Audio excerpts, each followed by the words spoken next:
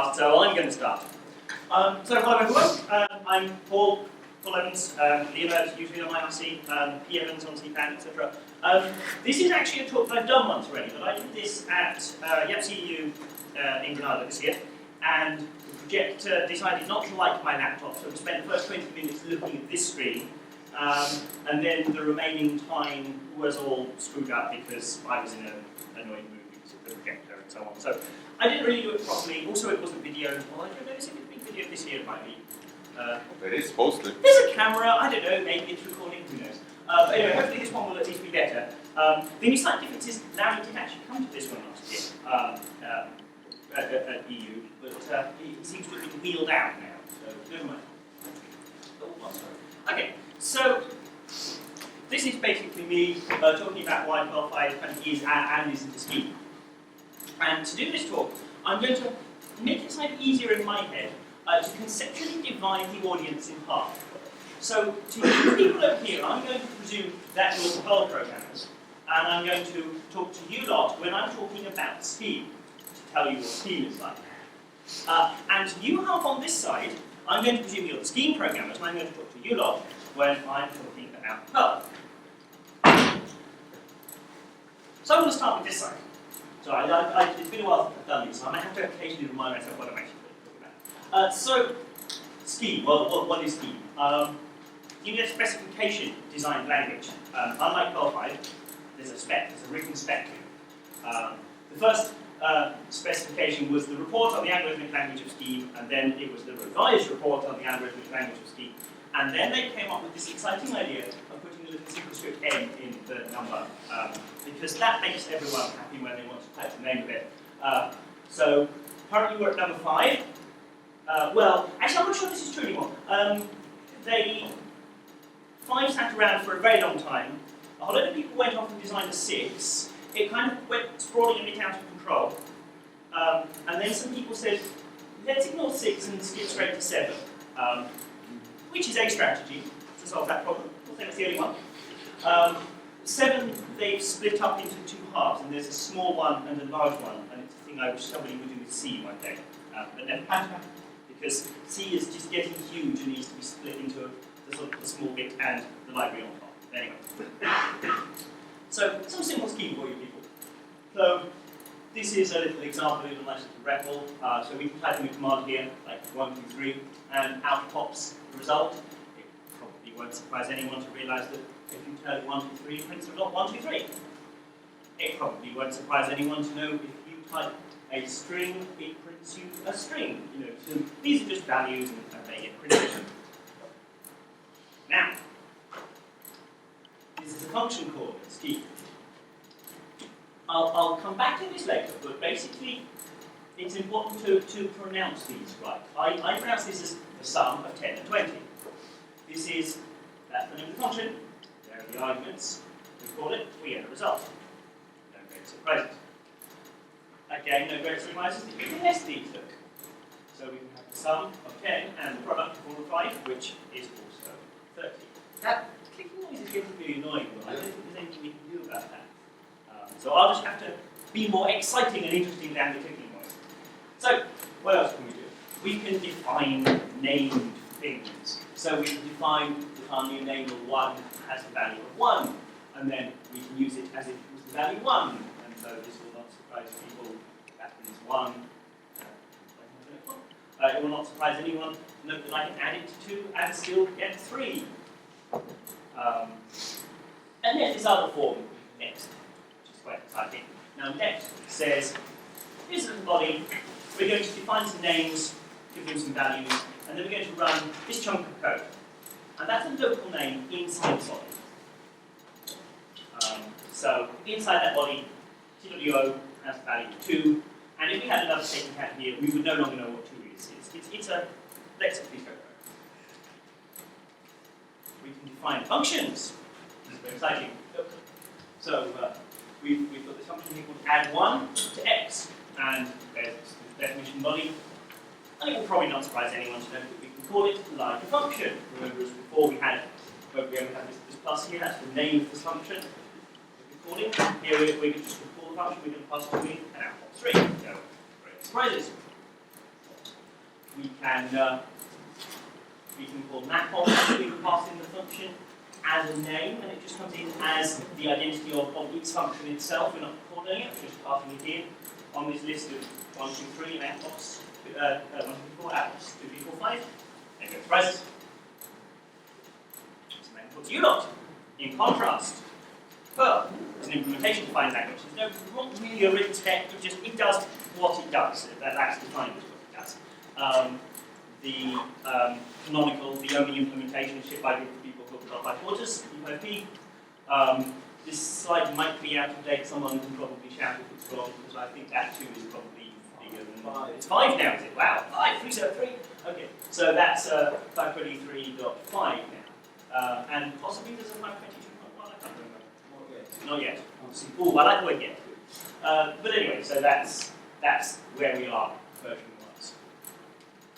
And just as a little contrast, to show you no trickery, look, we can do the same examples as before. We can have 1 to 3, we can have hello world, we can have 10 added to 20, we can have 10 added to 4 multiplied by 5, we can give names to things. These are all exactly the same examples as before, but in a different language. And there we go. This screen. And we can define these named functions. Again, I'm sort of cheating. Imagine there's a use 5.20 up there with a signature-y thing, because that just makes the examples actually fit on one line of the screen. We can define these named functions, we can call them, we can call map on them. It's a bit trickier syntax, because naming, simply putting the name of a function in Perl calls the function with no arguments, which is sometimes useful, but once you start doing lots and lots of functional programming, quite often in functional programming you want to refer to a function rather than call it with no arguments. So it's a little bit more awkward in Perl to just talk about a function without actually invoking it. It's like talking about someone in the room. They sort of look up and go, what does that mean? So you kind of have to do it in hushed tones. So what do these have in common? Well, they're both dynamically typed. So here's the same, as close to the same example in both languages. What we mean by dynamically typed. This is one of these phrases that people often throw around, and sometimes people don't quite understand what it is they're thinking about. If we just look at the function itself here, we're defining a function. The function is called ID. Here we're also doing the exact same thing. We're defining a function called ID. It takes an argument called x, and in its body we're simply returning the value x. Now, at no point in the definition of this function have we said what kind of thing x actually is, what its type is. It doesn't care. The language doesn't care what its type is. It will do whatever is necessary to return that value, and it will do that at runtime by looking at the type of the thing. That's what dynamic means. It means things you only know by running the program. You cannot look at the source code and see what type it is. That's what dynamic type means. So both languages are dynamically typed. And we can see we have a little example here where we're constructing a list by putting list function. And we're just having a few little examples. So we put the identity function on 10 and on a string and on a sublist. And in each case, it just copes by returning the same things. And the Perl example does exactly the same thing. So the function really doesn't care what types we pass into it. So the rest of it. They both have lexically scoped variables. So as I said, this thing called let creates a variable. Actually, it occurred to me the other day, this is not the best example because it also shows dynamic scoping, but never mind. We define a variable called s and we put in value. And then inside this second block here, we've defined the same value, the same name of s, and given it a different value, and then we've asked to print it. There's a function called display, that just prints stuff. And we display the name, the value of this variable, and then we display it outside the block, and it has two different values in each value. It should, and somebody pointed that out in Rationale, and I forgot to update the slide. Thank you. Someone is awake. This is excellent. At least one person is awake, other than me. I presume I'm awake. Yes, it should indeed be Bafu, as should that one, yes. I probably had something else in mind when I was writing this, I don't remember. So again here, I tried to do, Perl doesn't really have this let thing, but you can sort of treat it as a little block where you define some variables, blah, blah, blah, blah, and then when you fall out of the block, this variable disappears. And so anyone else sees the one that was there before it. And that's what this data thinking does. And I'm going to keep talking about data. It's an example of something very powerful, which I can get to in a bit. Now again, they both have what are called first-class functions. First class means it behaves like a value. So in pretty much every language I can think of, numbers are first class. You can just treat them as a single atomic value and you can pass them around. In most languages you can't see, strings are first class. You can just pass them around as if they were a thing. You can make new ones and return them and do anything. Strings are really easy. Languages like Perl and Scheme, functions are first class. So we can actually just create this idea of a function with this keyword random.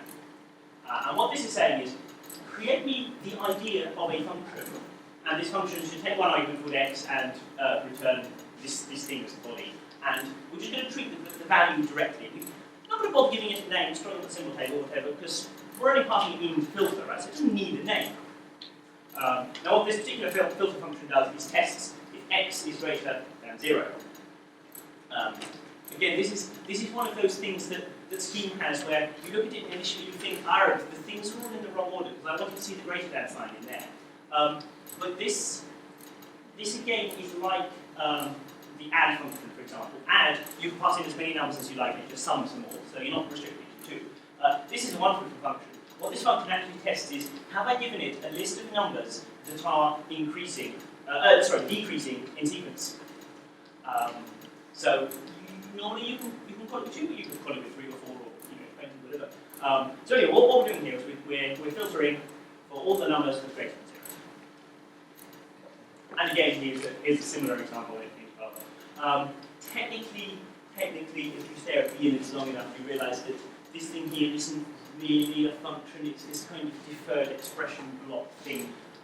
But pretend we've made a different thing called filter and gave it a prototype or something. Because grep map is strange and weird, but most things you can pass real functions in. Now they have some very similar features. Now I got to about this point in the talk in Granada when Larry was around, and I said, so there's a bizarre thing in Perl that's very similar to Scheme. Is that some grandmaster designer or pure coincidence? And he gave a very boring answer. He said, he didn't know about Scheme at the time, so it's a pure coincidence. Which I thought was very unsatisfying, because I wanted this to be a very subtle and grand plan. So, in Scheme, if you put a name at the beginning of a list like this, that's how you call a function. What this little parenthesis syntax means is, I'm going to put a function. Here is the name of it.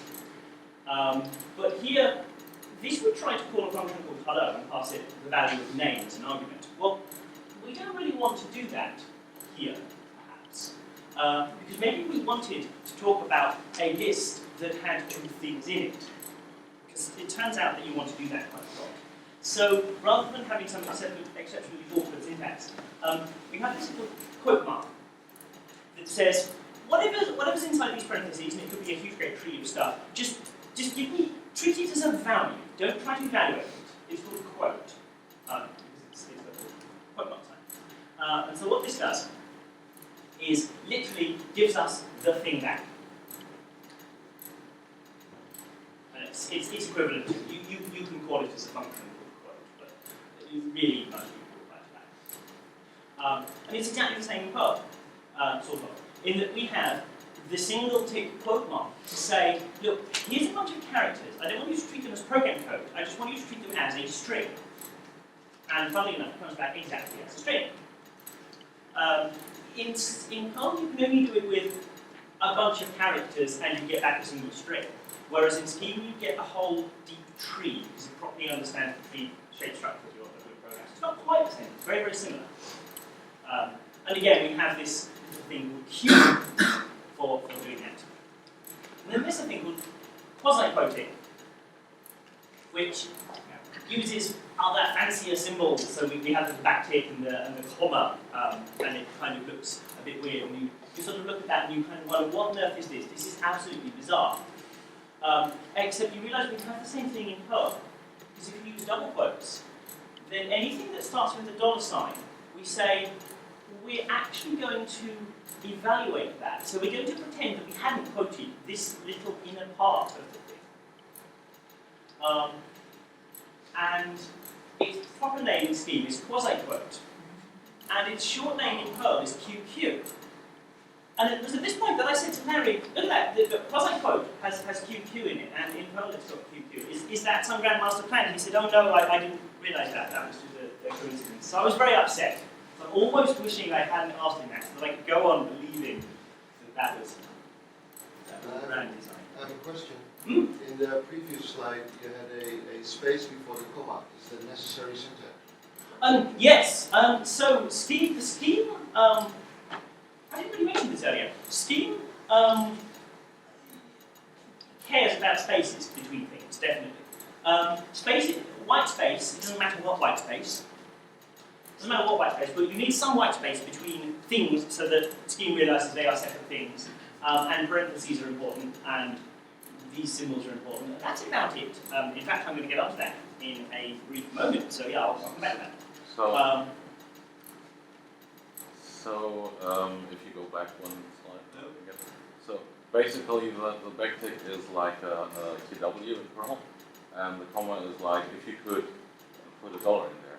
It's not so much QW, it's literally like double quote. Yeah. In that, inside here, mostly we're literal. But we have this, effectively, this dollar sign, where we can say, here's a thing that I don't want you to treat literally, I want you to do something special with it. And you can also use an @ sign, and there's other weird things that we have later streams. But by and large, yeah, so it's like that. So things that are different. In Scheme, there are a bunch of types, things that the language understands, which are kind of similar-ish to things we recognize in Perl. So we have strings, we recognize those. We have these things, he calls them procedures, but functions, whatever. The concept of a Boolean is an actual thing in the language. And Scheme has this slightly odd property that, like Perl and C and a lot of other languages, you can test the truth of anything. So you can always ask something, is this true? And in Scheme there is exactly one value that is false.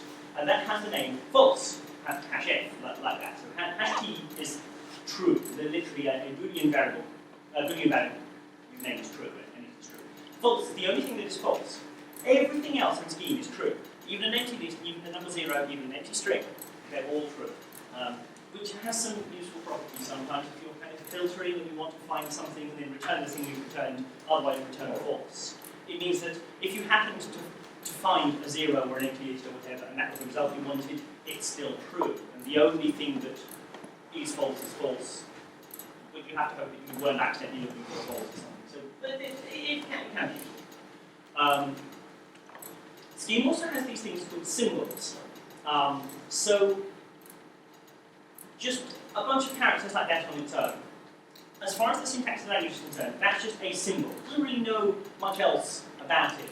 Perhaps later when it runs the program, it might use that symbol as the name of a variable or a function or something. But the language is very clear to define that they're just a symbol and it's just a bunch of characters. And those are very useful.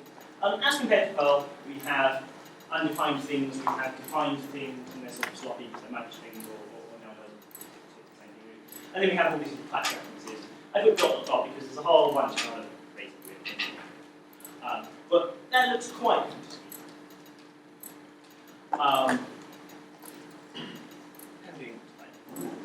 Okay, so in Scheme, these symbols stand for a thing.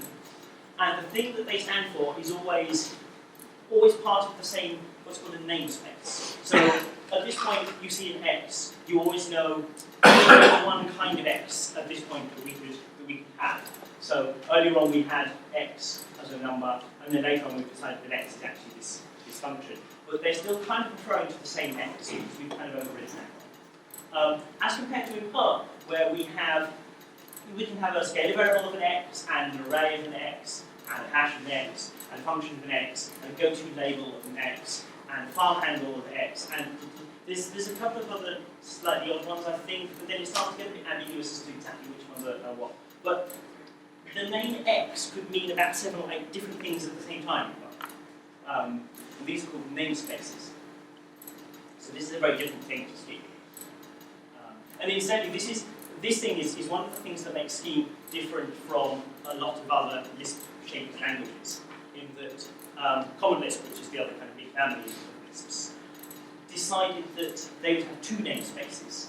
So, like in Perl, where we have a namespace for functions and a namespace for variables, they have the same thing in Common Lisp.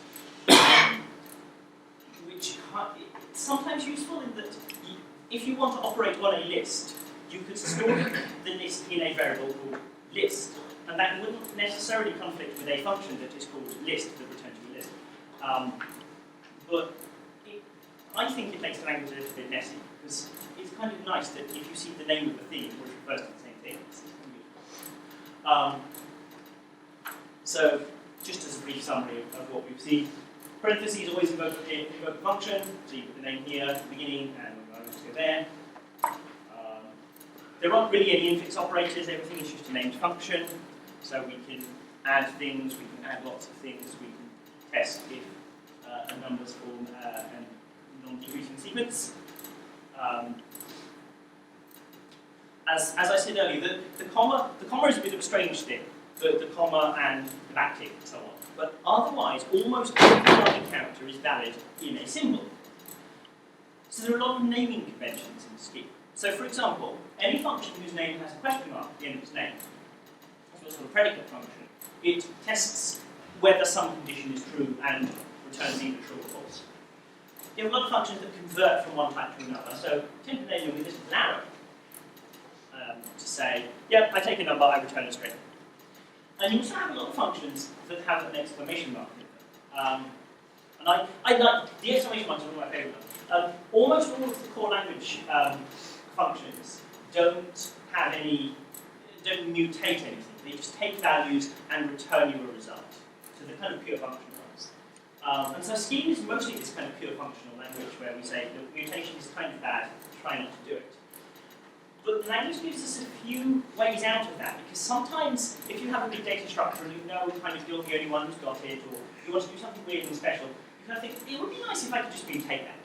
So there are a few little mutation functions around, but they all have the exclamation mark on their name to kind of warn you, look, I'm going to modify something. I'm not just going to return a new thing. I'm actually going to do some changes. So kind of be careful. So that's what exclamation mark is. And this is a wonderful naming convention that everyone uses. I don't know what it started with, but quite a few of the core parts of the language have this star in their name, which is a sort of a variation on a theme. So the plain let is a bunch of names and a bunch of values, and it creates a bunch of new variables with all those values, and then runs a function. But sometimes you kind of want to do it slightly differently to that. So there's a very slight variation on a theme with let star, which says we're going to give this list of variables, but we're going to definitely do the first one first. And then having done the first one, we're going to do the second one. And then having done the second one, we're going to do the third one as well. So we're definitely going to do them in order. But if the order didn't matter, then you could use the not star function. And in the language, there's quite a few pairs of functions that there's just a slight variation with a star on. This is like purely convention. The actual Yes. interpreter does not look at Oh, it. absolutely, yeah. The same as on this slide. This is just pure convention. It's a very deep nested convention that library authors and so on will basically tend to follow. Right. So that you can just look at the function whose name ends in a question mark, and you know that I'm just going to pass it one thing and it's going to tell me some truth about that thing, and it's not going to modify it and so on. And it's a very useful naming convention to have, because it means you can just look at the list of functions and already know exactly how they're going to work. That one's not terribly exciting. But one of the ideas in Scheme is that functions tend to have the same shape. Code tends to have the same shape as values. Where am am I going with this one? So there are a few things in Scheme that do something, like set and set part and display, which kind of ought to have an exclamation mark maybe on its name, but it doesn't. These do a thing and don't return any particularly useful value. So like setting the value of a variable, I mean, there's no, Perl returns the variable, but mostly this operation conceptually doesn't have a result, right? It's just done a thing and then it's done. Whereas most functions have a result, like you can sum these five values and you get the value for d. Things like if are exciting. In Perl we have if as a control flow keyword, and we also have the ternary question mark operator. The question mark operator tests whether the first thing is true or false, and then executes one or other of the things and returns its value, which syntactically looks totally different from the if keyword, which tests the value of the first thing, and then depending on whether it's true or false, executes one of the second other two things, but just doesn't bother returning value.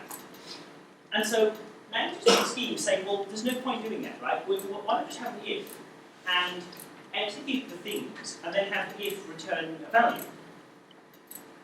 So in Scheme, pretty much everything has a return value that's actually meaningful. And there's no sort of dual case, here's some control flow things, and then here's some functional things that return values in a separate way. They're all combined together. So it makes a very small, neat cut down language. As compared to Perl, I'll just go through these quickly because these are fairly obvious. You have expressions, you have statements. You can tell statements with semicolon at the end of the name, apart from sometimes when statements don't have semicolons on. And most things return values, apart from the ones that don't, except if you put them in a do block and then they do return a value maybe sometimes. It's a bit weird. So Perl's a bit messy. Here we have this do thing. Do is a wonderful thing that any language that has an idea of statements and expressions separately really ought to have a thing called do. Because there are so many times I've been writing Python code and I thought, I really want this do block. I want to have a bunch of statements here, but then use the combined result of them as an expression to do something else with. And that's what do does. It's really, really useful.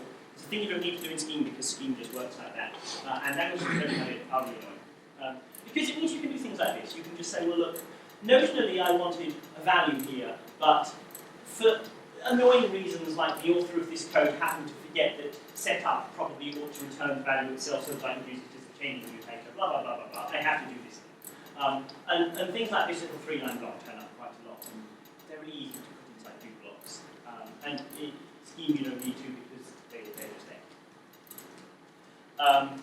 So, in summary, that's Scheme, right? The people who go on about Scheme go on and on and on about the fact that that's all that there is to Scheme.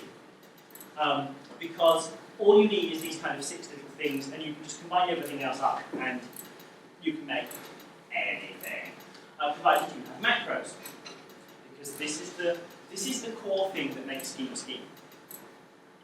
Functions take a value and return a result, and the value that they take is data. The result that they return is data. But in Scheme, programs kind of look a lot like data, right? So if you had a function that could take some code that happened to look like data, operate on it at compile time within the compiler, and return a result that looked like data that was actually code, then you've got a way to write a program that can change itself into a different shape. Which means we can extend the language. Because if this was all our language was, that would be really, really awkward and painful to write. It would take ages to do anything useful. But if you want to implement a language, you can write that in like an hour, right? I mean, you can just implement these things and they have Scheme. But nobody could use that Scheme because it would be horrible to write code in. So you have these things called macros. And there's a whole syntax for these things. This is a huge long one, so I'm not going to go into great detail about it, but I'm just going to say this is a thing that you can do. So there's a thing called define syntax, which says, I'm going to define a name of a thing and here's its value. But I want to do that sufficiently early that the compiler can see it and use it, because I'm defining some new syntax. And so this syntax says let. So we're actually defining what let actually does. And here's its value. And its value is this big, long, patterny thing. And that looks kind of big and scary, because, hey, there's like 4 closed parens here. I think that's crazy. So I'm going to make that a little bigger for you, so there's a rack. And I'm going to kill that bit, because that's not the value, right? That's just saying we're defining it. So what it really is a pair of a pattern and a template expansion. And what this macro does is says, look, if ever you find a pattern that looks roughly like this shape in your program, rewrite it so that it was this shape instead. Which is kind of like a substitution. So with a slight bit of abuse of Perl notation, I'm going to say, well, look, this macro kind of behaves like this. So what we're saying is, look, if we find a structure that looks like let, and this sequence of 1 or more names and values and then this body at the end, then replace that with somebody defining a function that takes all these names as arguments and then executes the body, and then apply that function to the values. So what we've got now is a nice, short, neat little rule that says, allow me to define this new syntax that wasn't part of the core language, but is really useful, and rewrite it in a simpler form that the core interpreter knows how to execute. So, for example, if we want to do one of the examples I showed earlier, where we say let 1 have the value 1, and then display the sum of 1 and 1, language doesn't know how to do that, but it has a macro. So it goes, okay, I'll rewrite that into something I know. So I'm going to define a function that takes a parameter, and I'm going to store it in 1, and then display blah, blah, blah, and then I'm immediately execute it with the value 1, which would be very similar to doing this in Perl. So it's sort of like, the core language doesn't really have variables, and doesn't really have nested scopes and variables. All it really has is functions. And kind of almost everything in the language is just applying functions to functions and more functions and more functions. Everything is a function. And if all your things are functions, you get very good at being able to implement these things really efficiently. Because, for example, nobody would do this in Perl, because that's crazy. Executing a function takes like hours. So you would never really do that in Perl because it's very slow, because nobody does it very often. But if that's literally the only thing your language does, then you can make it very small, very efficient, very, very, very fast. And turn your program into lots of very big structure that looks like this. The thing runs very efficiently. It's still very powerful. Because in that set of things here, you might notice that nowhere did I put a while loop, a for each loop, a map, any of these kind of iteration things. Because it turns out you can do all of those. So iteration is basically doing the same thing multiple times on different data, which is kind of the same as recursion, right? I mean, we're doing the same thing lots of times on different bits of data. And so what Scheme decided to do was say that there's no point writing a while loop when you could do the thing as a named function, and then if you want to do it again, call it back on itself. Because we already know how to call functions, that's really efficient, right? So let's just do this, because it turns out that's good enough. And so it looks like this in Scheme, where we say, find function, give it a name. I decided to put say there because it lets it go back to Perl code. And then if the loop condition holds, we'll do it again, and then call it. But actually that's a bit messy. We can write it even better. So the actual form in the language of let is not the simple one I showed earlier. It's huge and complex, and I'm not going to go into it because it's detailed. But it also lets you name the body, and it's visible within itself. So you can do this kind of self-recursion thing, which is quite cute. And so, again, with a macro, you suddenly have recursion made up out of a macro, because hey, you don't. So there's a bunch of other things that you can do. You can also, I've never really seen why, but there's a thing called let syntax, which is like let, but it's syntax file. And there's lots of other things that are called dash syntax, which is very similar to begin. Because in Perl you have these begin blocks that say, here's a bunch of code, do it in the compiler. And I couldn't think of any particularly short, simple examples, so here's a kind of very long one. But that's kind of how begin works. How long have I got? I think I've got about 15 minutes. So Scheme has this very clear distinction between compile time and execution time. In a Scheme program, you have a compiler which takes the source code that you've written and turns it into a kind of simpler form by expanding on the macros. Because all of these crazy macros are very crazy and weird, and maybe half of the program is written on macros that your programmer wrote last week while he was more an Android drunk. The language isn't going to understand those. It doesn't matter. Throw in the compiler, that turns it into a much simpler collection of basically those fundamental forms, and that's all you need to execute the program. The implementer then implements it. Because it's very small and very simple, there's not much to do. Because it's only those different fundamental forms you can do very efficiently. Perl kind of has the same thing, where we take the source code, we compile it into a thing called an octree, which kind of represents the source syntax, but kind of doesn't, and Perl doesn't really have a way to represent the syntax separate from the semantics and divide by the syntax. It's a bit of a shame. But it's very similar. And we have these begin blocks, where we can put some code to actually run. Because in Scheme, you have a compiler, which is a program, and then probably separately, you have the runtime. Sometimes people put them together. But the core definition of the Scheme language allows for them to be separate programs.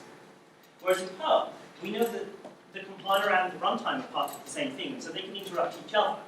And so sometimes your begin blocks can actually do things. Like you could have a begin block that started up an HTTP client and then grabbed some file off the internet and looked in the file, and depending on whether the file had a 1 or a 0 at the end of it, it might compile a function one way or another, right? So you can extend the language in fantastically bizarre and flexible ways, but it means you have to have a runtime in the compiler and vice versa. Whereas Scheme, slightly more simple, very much restricted to basically pattern matching and template expansion, but it allows you to split them up. Because the core rationale for Scheme, and I'm just going to quote directly the first paragraph from the Scheme spec, it says that programming languages should be designed not by piling a feature on top of feature, but by removing the weaknesses and restrictions that make additional features appear necessary.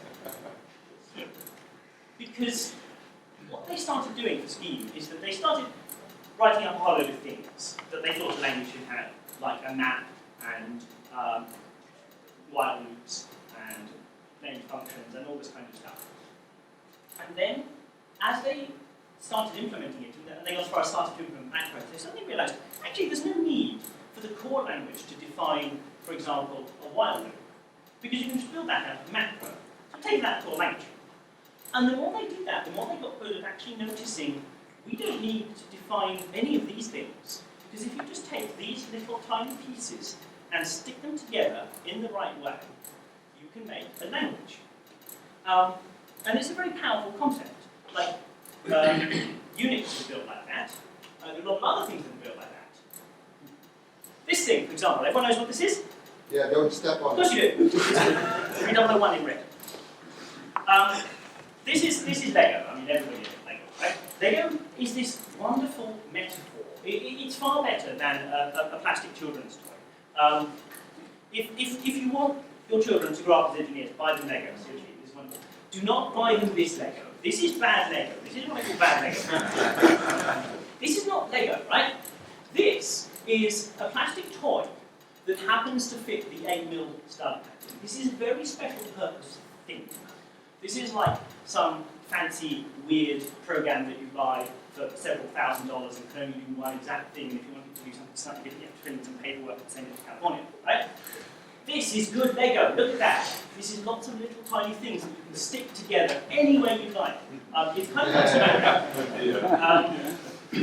so speaking of CPAN, Scheme has this thing called SRCS. So CPAN is the comprehensive Perl archive network. Lots and lots of Perl code. It's very comprehensive. It's got over 32,000 modules. That number's probably out of date already, but probably at 33 by now. It's got a bug tracker and a content repo, and wiki annotation, smoke testing, and code coverage tool, which has been added since I read this slide, and basically tons of stuff. It's really cool.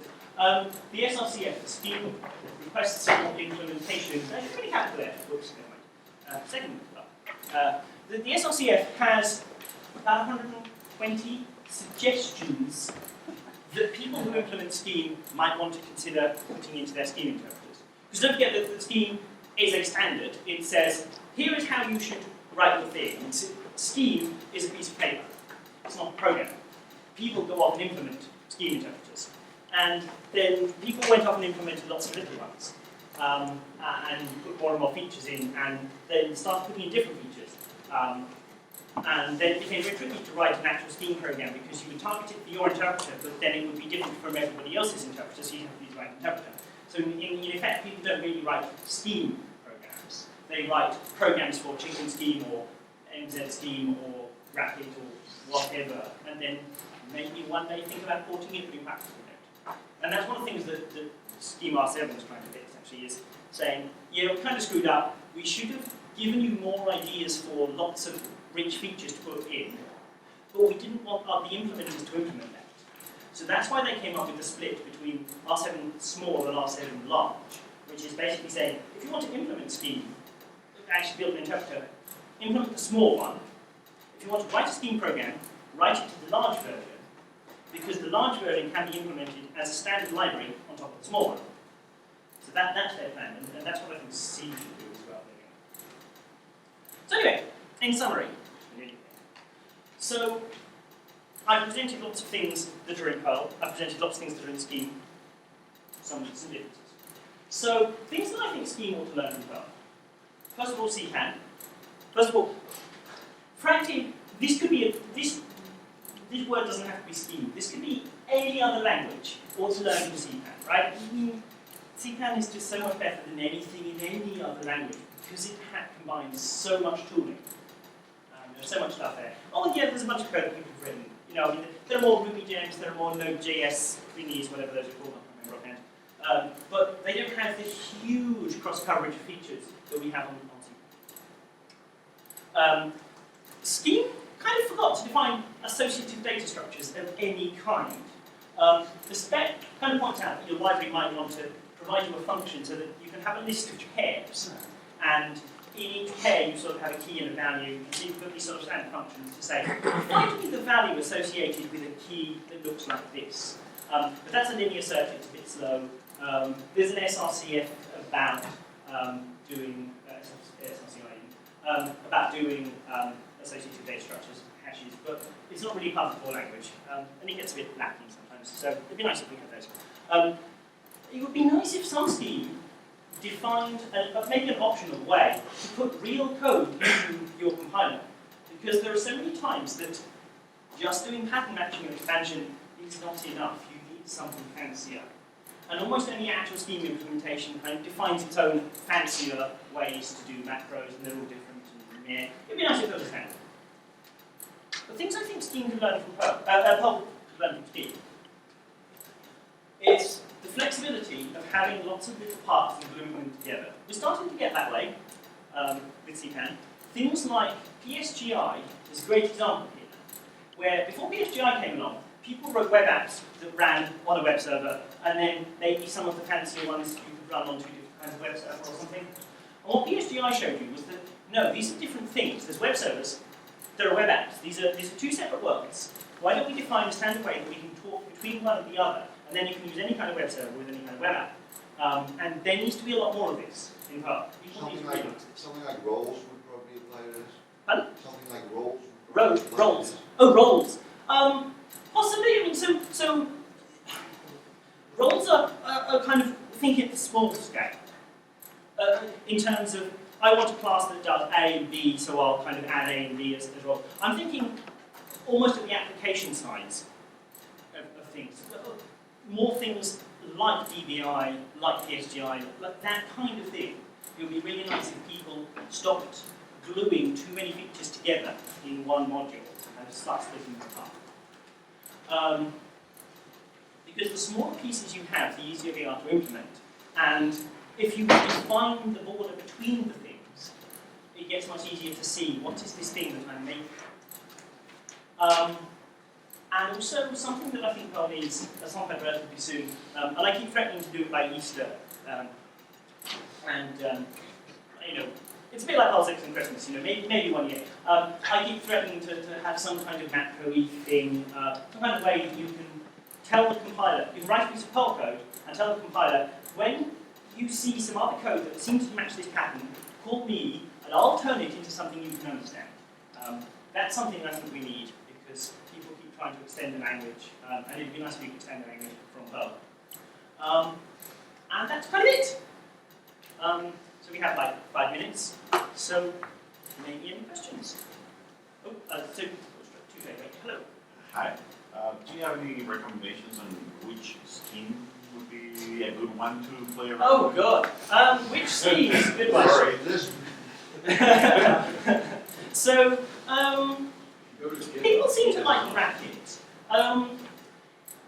Racket is one of these things where if you know Scheme and you want to write a really big, powerful Scheme program, you can probably find all the features you want in Scheme in Racket, because Racket is huge and awesome and has everything.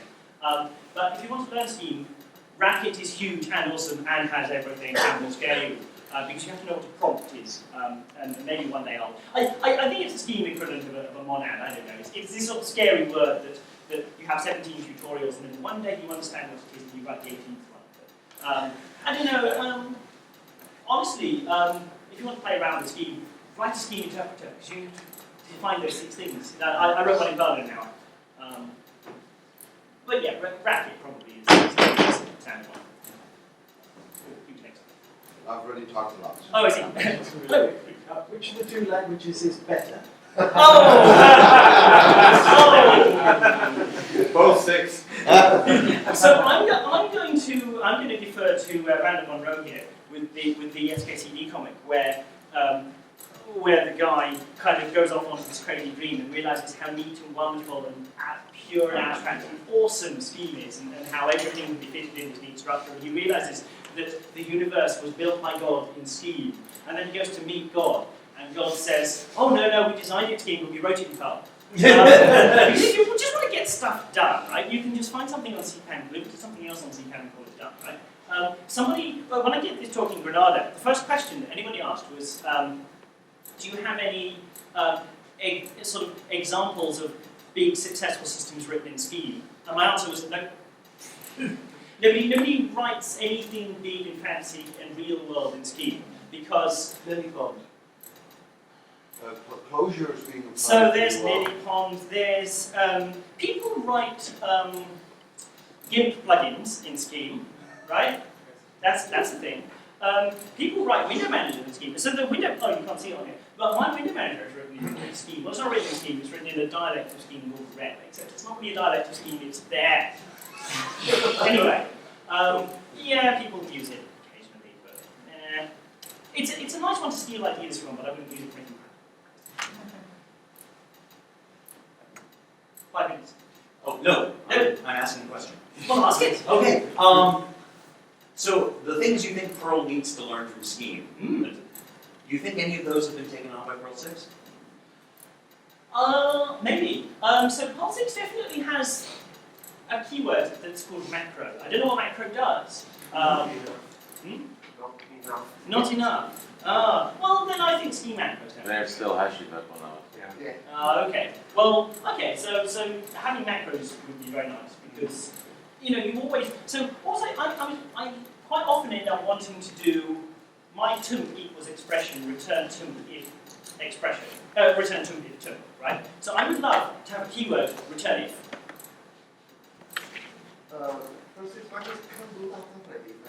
Okay.